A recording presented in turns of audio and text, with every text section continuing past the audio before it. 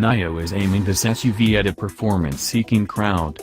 A 70 kWh battery powers two motors for an output of 644 horsepower and 620 pounds-to-foot of torque.